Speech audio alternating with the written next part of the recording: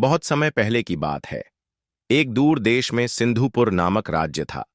यह राज्य अपनी समृद्धि, शांति और सुंदरता के लिए प्रसिद्ध था। इस राज्य के राजा विक्रमसेन थे, जो न केवल एक वीर योद्धा थे, बल्कि न्यायप्रिय और दयालु भी थे। उनके शासन में प्रजा सुखी थी, व्यापार फला फूला था और राज्य का हर कोना समृद्धि से भरपूर था। राजा विक्रमसेन की पत्नी रानी सौम्या अपनी अद्भुत सुंदरता और बुद्धिमानी के लिए जानी जाती थीं। वह केवल एक रानी ही नहीं, बल्कि प्रजा के लिए माता समान थीं। राजा और रानी एक दूसरे से असीम प्रेम करते थे। उनकी जोड़ी को देखकर देवता भी प्रसन्न होते थे।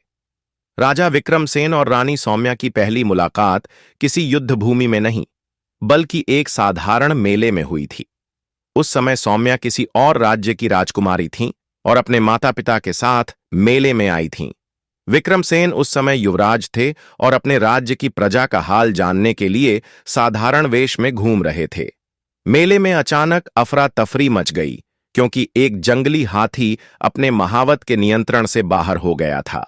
लोग इधर उधर भागने लगे। तभी सौम्या ने देखा कि एक युवक निडर होकर घोड़े पर सवार हुआ और अपने कौशल से उस हाथी को काबू में कर लिया। यह देखकर सौम्या प्रभावित हो गईं। जब उन्होंने उस वीर युवक के बारे में पूछा, तो पता चला कि वह सिंधुपुर के युवराज विक्रमसेन थे।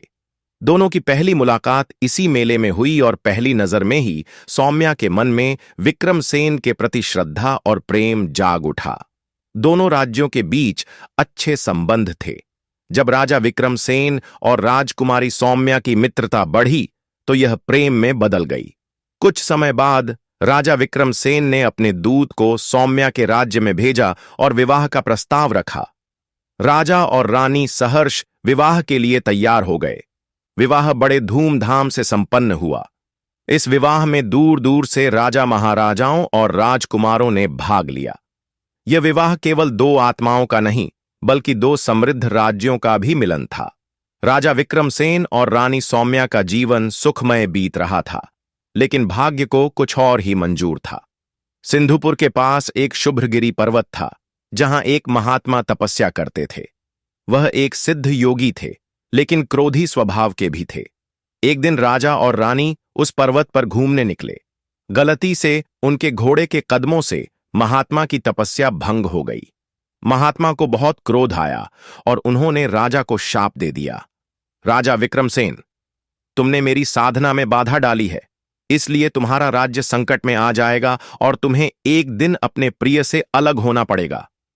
राजा और रानी ने बहुत प्रार्थना की, लेकिन महात्मा अपने वचन से नहीं टले। वे बोले, यदि तुम्हारा प्रेम सच्चा है, तो कठिनाइयां तुम्हें तोड़ नहीं पाएंगी। सच्चे प्रेम की परीक्षा ही उसे अमर बनाती है। महात्मा के शाप के कुछ ही समय बाद सिंधुपुर पर एक क्रूर राजा अमर सिंह ने हमला कर दिया। अमर सिंह कूटनीति और छल कपट में माहिर था। उसने सिंधुपुर के कुछ दरबारियों को अपने पक्ष में मिला लिया और अंदरूनी गद्दारी के कारण सिंधुपुर हार गया। राजा विक्रमसेन युद्ध में घायल हो गए और उन्हें मृत समझकर शत्रुओं ने छोड़ दिया। रानी सौम्या को बंदी बना लिया गया और अमर सिंह ने उन्हें अपने राज्य के महल में कैद कर लिया। रानी सौम्या को जब पता चला कि उनके पति जीवित नहीं हैं, तो उन्होंने अमर सिंह के आगे झुकने से इनकार कर दिया। उन्होंने प्रतिज्ञा की कि वह केवल राजा विक्रमसेन की ही पत्नी रहेंगी। उधर राजा विक्रमसेन को एक वनवासी ने बचा लिया। वह धीरे धीरे स्वस्थ हुए और अपने खोए हुए राज्य को वापस पाने की योजना बनाने लगे। उन्होंने अपने विश्वस्त सैनिकों और मित्र राज्यों की सहायता से एक गुप्त सेना तैयार की। 1 वर्ष बीत चुका था। राजा विक्रमसेन ने सिंधुपुर को वापस जीतने के लिए युद्ध छेड़ा। यह युद्ध केवल राज्य के लिए नहीं, बल्कि उनके प्रेम की परीक्षा भी थी। राजा विक्रमसेन ने युद्ध में अपने पराक्रम से अमर सिंह को पराजित किया। रानी सौम्या को कैद से मुक्त किया गया। जब वर्षों बाद राजा और रानी का पुनर्मिलन हुआ, तो पूरे राज्य में आनंदोत्सव मनाया गया। राजा और रानी की सच्ची प्रेम गाथा देखकर महात्मा शुभ्रगिरी स्वयं उनके पास आए।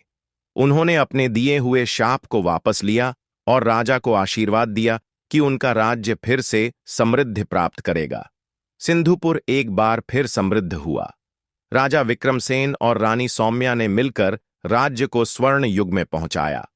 उनकी प्रेम कहानी केवल सिंधुपुर ही नहीं, बल्कि आने वाली पीढ़ियों के लिए भी एक प्रेरणा बन गई।